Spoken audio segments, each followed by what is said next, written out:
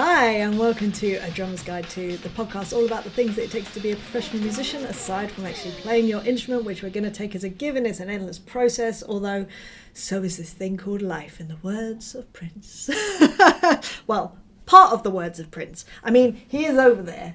So, and it was technically his birthday recently at the time of filming this. One of the strange birthdays that I know, 7th of June. It's because he's a Gemini. I'm a Gemini. All about the Geminis. So, today. First of all, I hope you're having a nice day. The sun is shining here. My hay fever has gone bananas over the last few days, and I'm just trying to hold out to record a bunch of episodes this morning before it really kicks in, because yesterday, it actually knocked me out. I ended up having to nap. I don't nap. I am not a nap kind of girl, and I ended up falling asleep. I say falling asleep, I felt knocked out for like 2 hours. It was crazy. So I'm just trying to get the work done whilst I have the energy. I have another coffee on the go, so we are good. But anyway, right, today's episode. First of all, I want to thank, this actually was not my idea, this episode. It was an idea from a very wonderful listener who would like to remain anonymous. So thank you, Anonymous. Not the group, but the person. I will also say, anonymous person, thank you for all of your amazing support over the years. I think you and your partner are pretty wonderful, and I feel very lucky to know you. Anyway, so they wanted to talk to me, they wanted me to talk to you guys about acceptance, and I sort of said, do you have a specific thing that you want me to talk about? They were like, no, just like what that means to you, and interpret it how you want. Because I think acceptance is a huge thing when it comes to,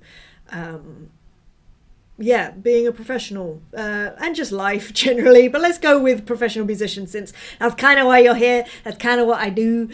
So we'll go with that context, since, it's kind of, it would be false advertising otherwise. But I know for me that a big, I suppose a belief that I had, that the older I got, the more I realised is just not true, is this idea of, if I just work harder, things will work out.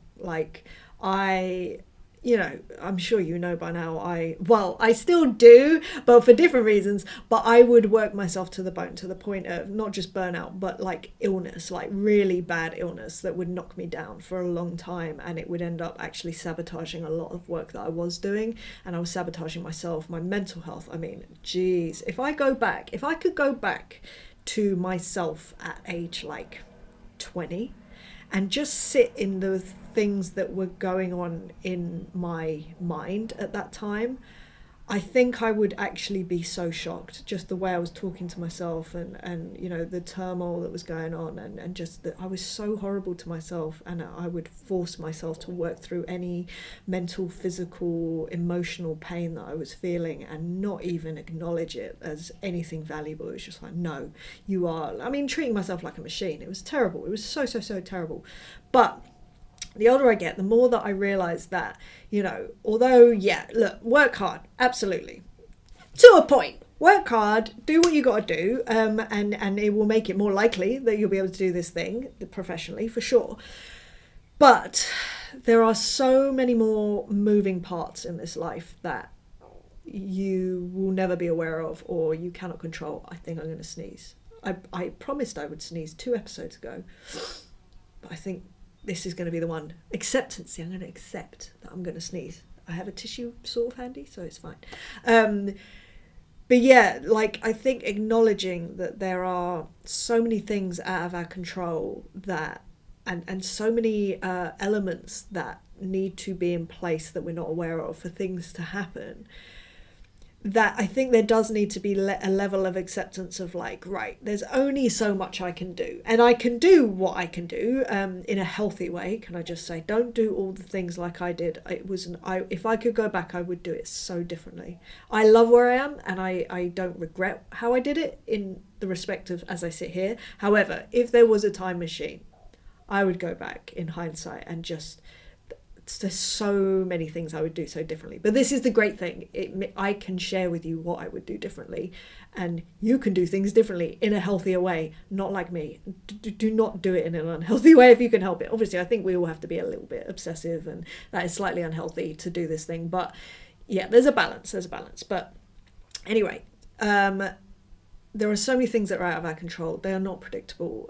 And I wanted to reflect on, because this is what I do when I start stressing, say, about things that I can't control, and there's plenty of things, especially in my life at the moment. When I tell you that all the cards have been thrown up in the air, and weirdly I quite like it. It's a weird little quirk about me. And yeah, but there are still moments that I'm like, oh my God, I need to do something to help this situation. But there's other times I'm like, I can't. There's an element that I just need to accept that this will happen the way that it happens, and there's not much I can do about it. And the way that I kind of I suppose accepted this and various other things is, first of all, by looking back at things and the way that they worked out, and that it was such a fine mixture of ingredients, if you like, that if one of them was off, my life could look very, very different, right?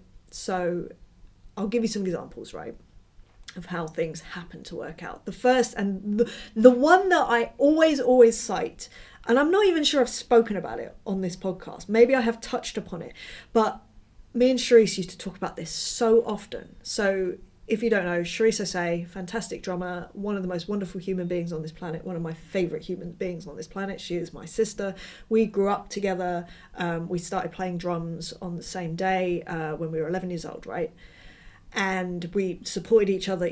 I will say this right now, if it wasn't for Charisse, there's no way I would be sat here right now, because I would have given up through all the trials and the tribulations that we both went through. There were moments that I was like, I'm done, I can't do it, I'm exhausted. And she would pick me up and she'd be like, no, we're doing this, it's all right. And obviously I would do the same vice versa when she was having a moment.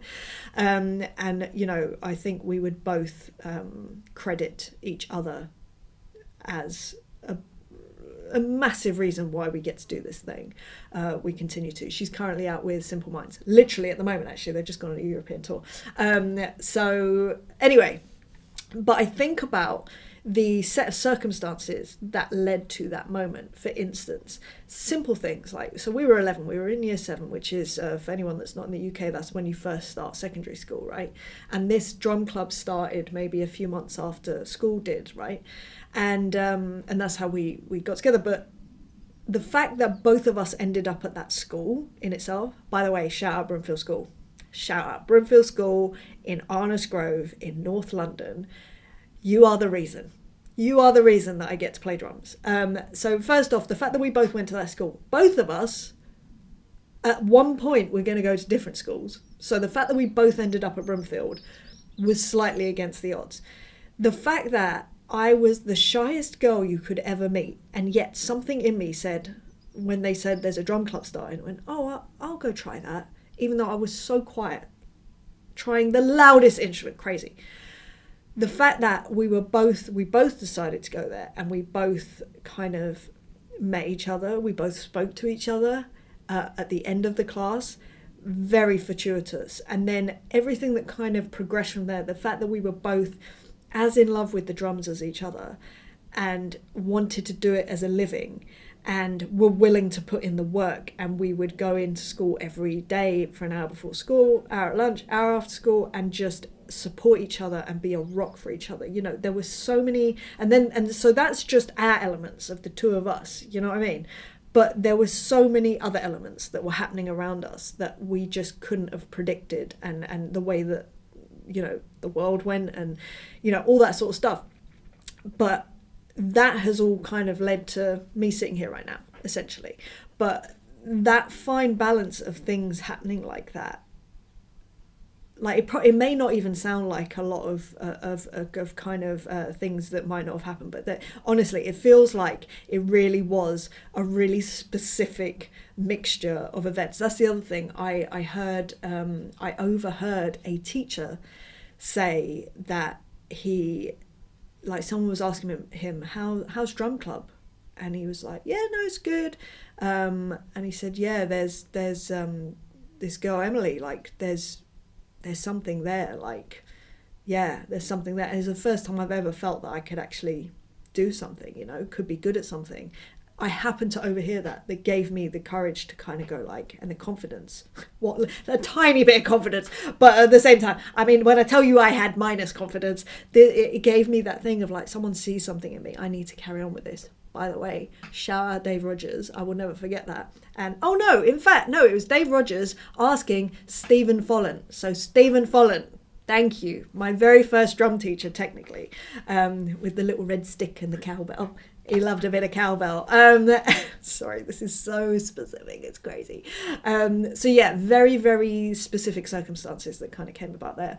And then if I look at retrospectively my work in the 80s world, you know, I got brought in on the gig for Tom Bailey from the Thompson Twins back in 2014 through a friend of mine, Jeff Dugmore. Hi, Jeff.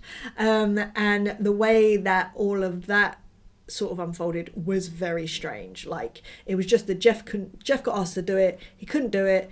He put me and another drummer forward for it, and you know, Tom didn't actually. He already had 2 females in the band. Didn't want an all-female band because, well, I don't know why. But we met and got on really well.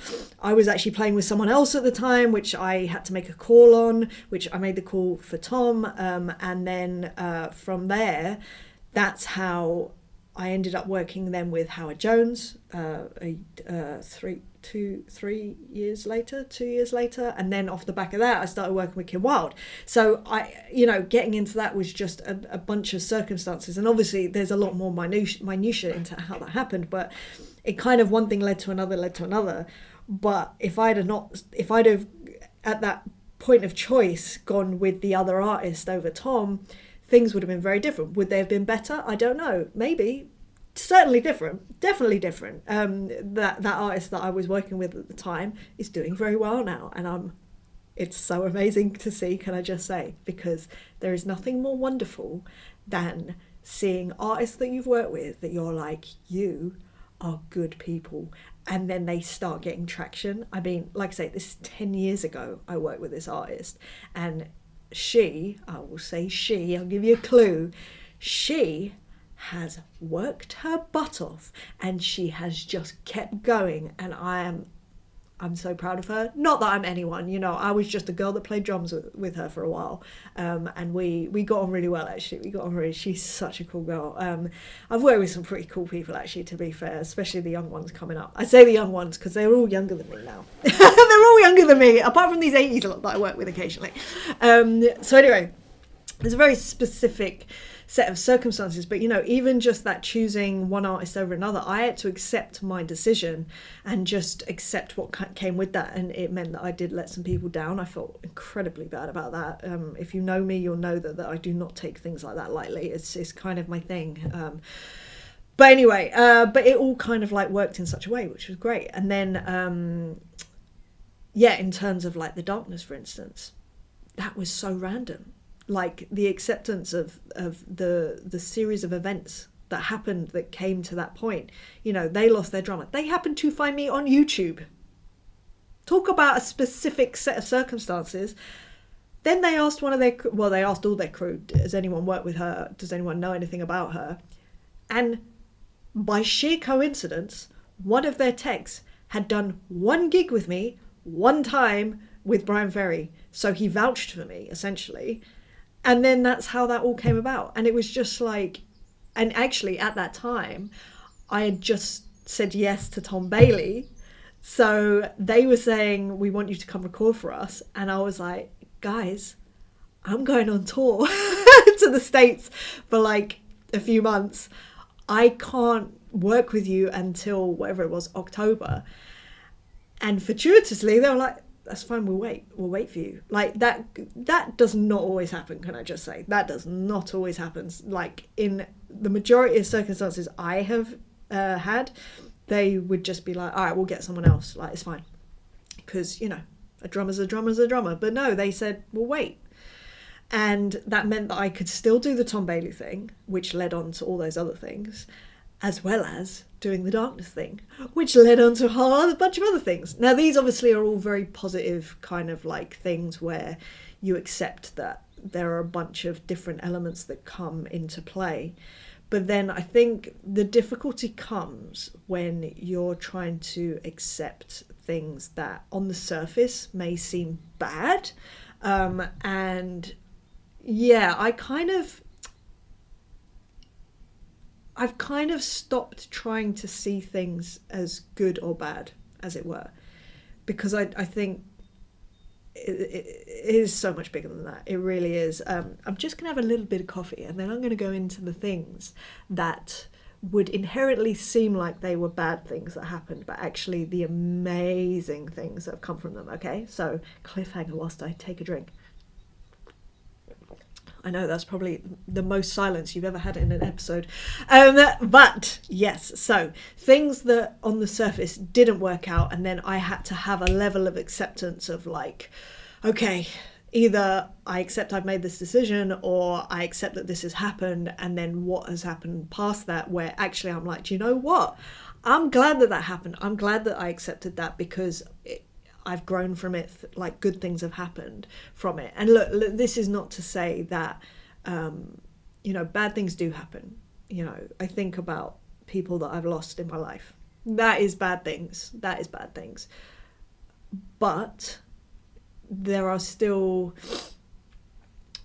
good elements that can come from it. I'm thinking of a very specific friend of mine that we lost, oh my gosh, I think it was 2 years ago now. And there's nothing good about the fact that we lost him. It's heartbreaking. I've known him since we were 14 and playing a jam in Tottenham. And I love this guy. I didn't get to see him as much as I would have liked.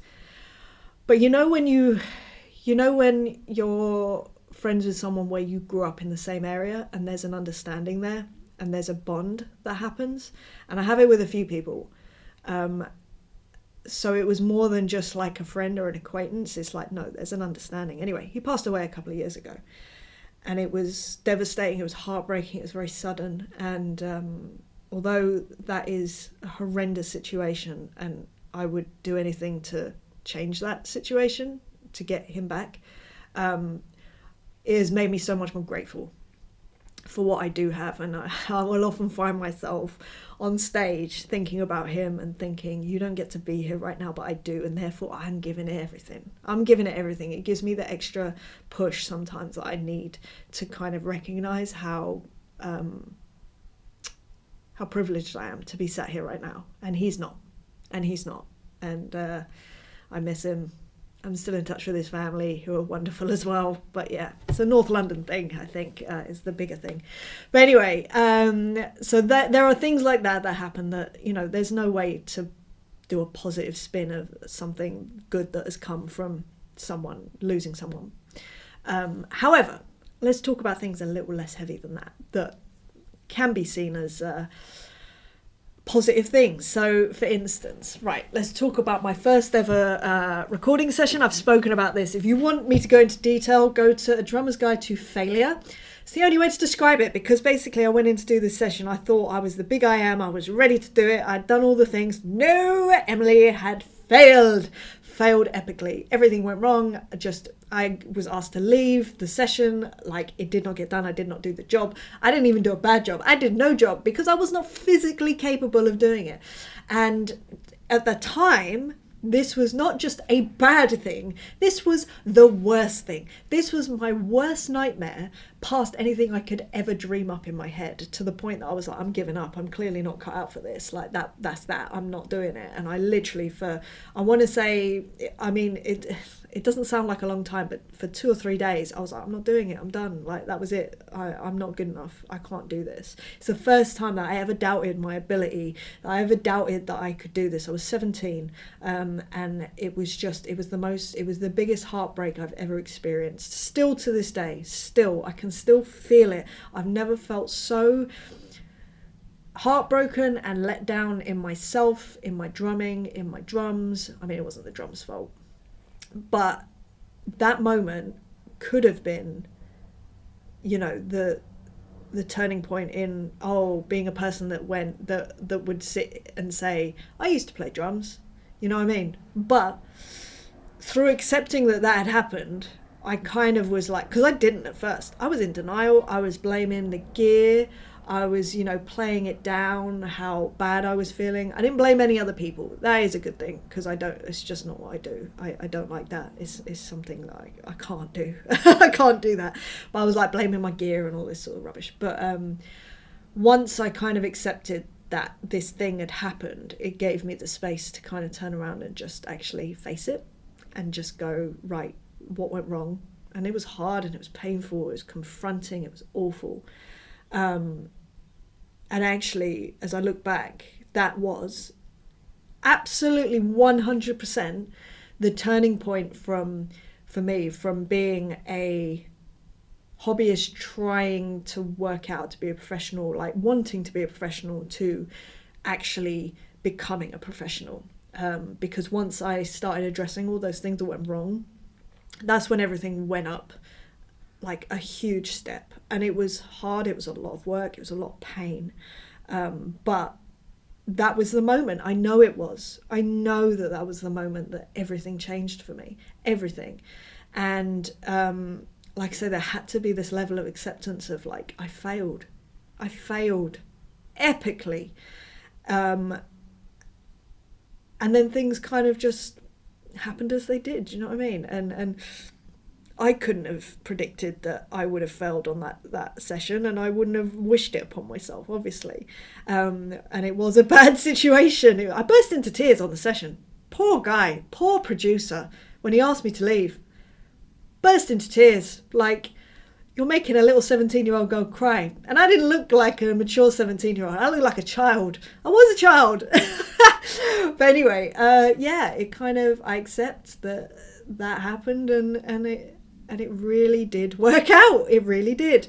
That was the moment. That was the turning point. And that was the moment that I committed to myself, my career, what I wanted to do. And it was no joke anymore. It was no like pie in the sky. Oh, find a way. What a dream to have. It was like, no, we need to get practical about this, because that is never happening again.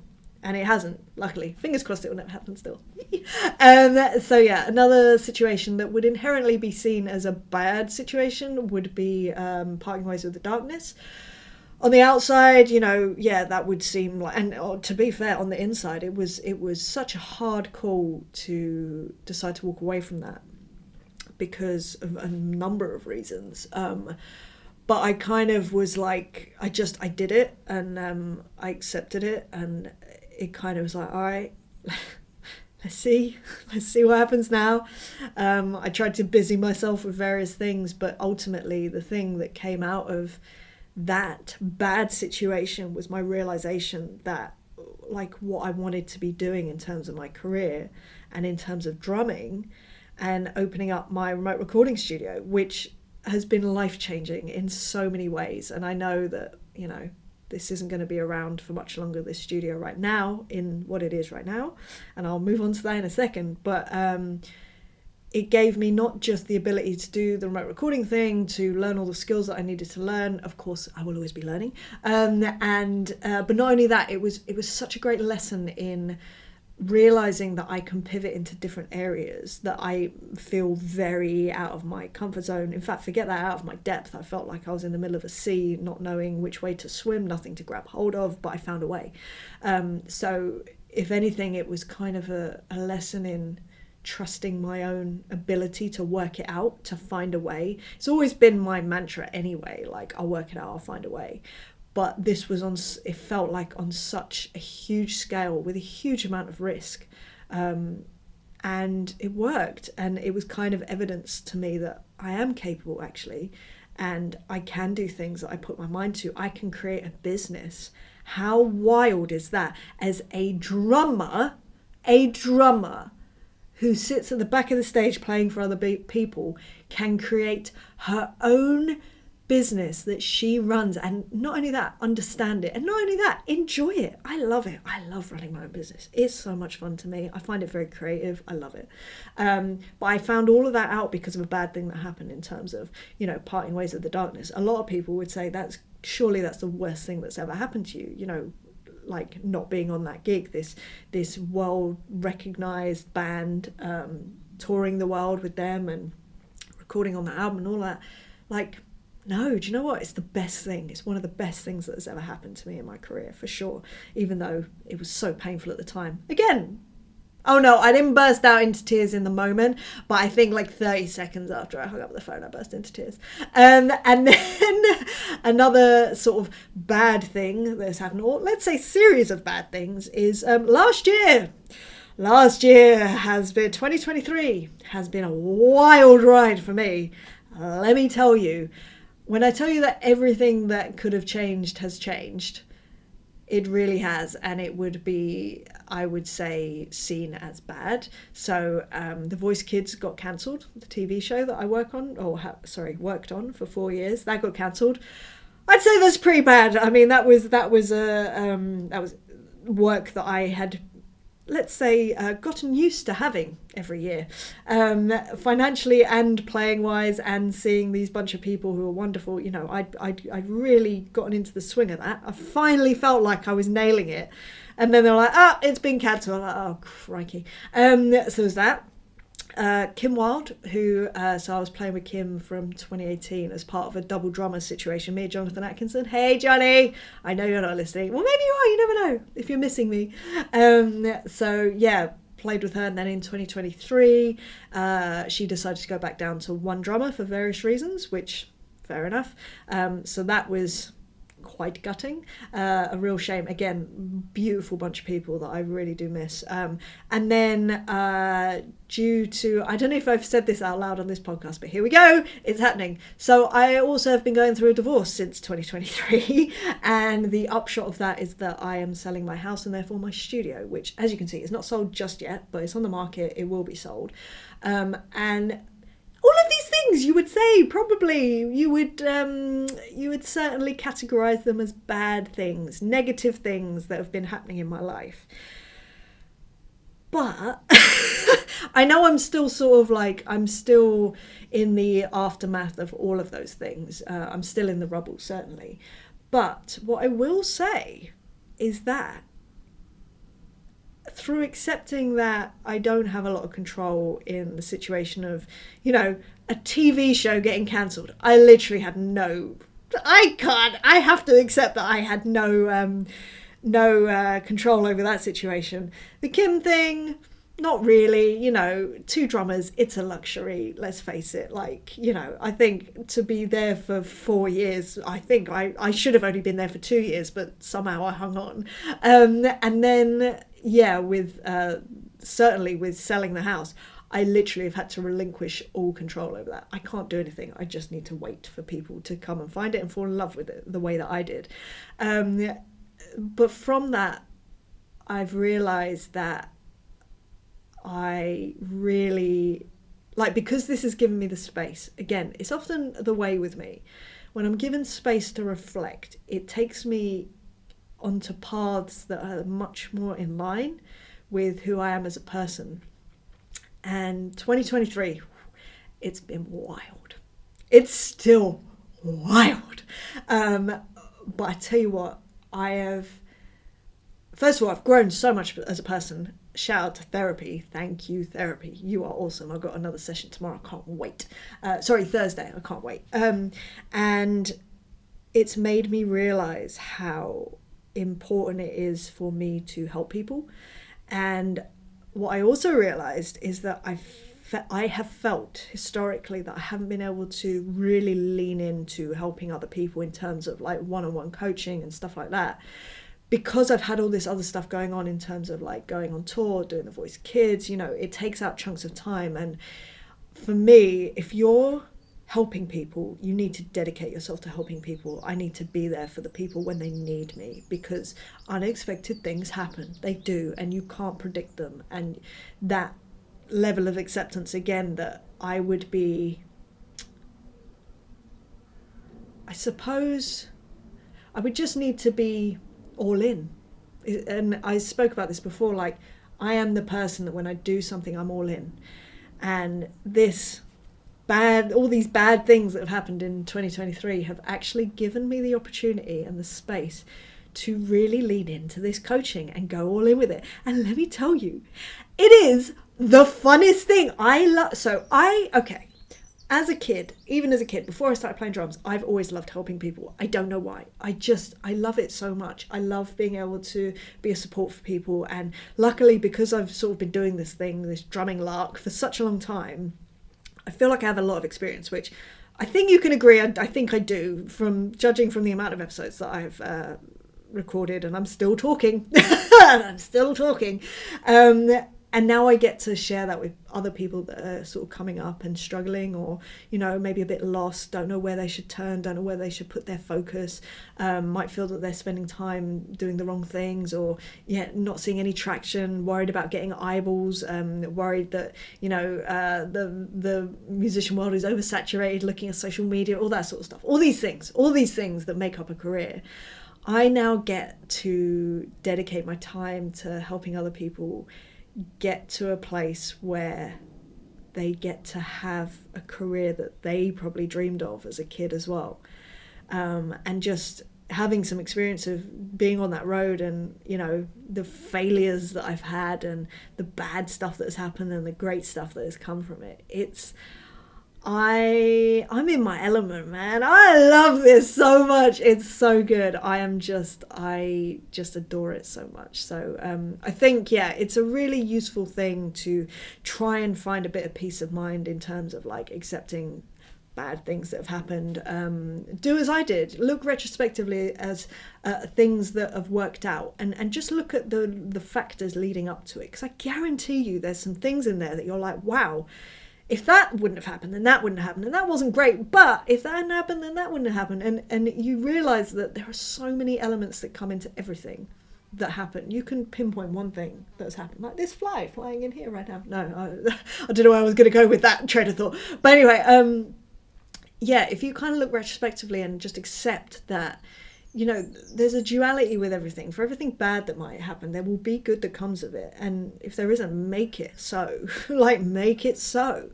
That's my take on it, at least. And I know that you can't control everything, obviously. But I think when you do have that acceptance that good things will come and things will work out, if you just sort of like focus on the right things, if that makes sense, the positive things, how you can influence a situation in a positive way with positive intention, I think it just helps. It doesn't make it any less difficult.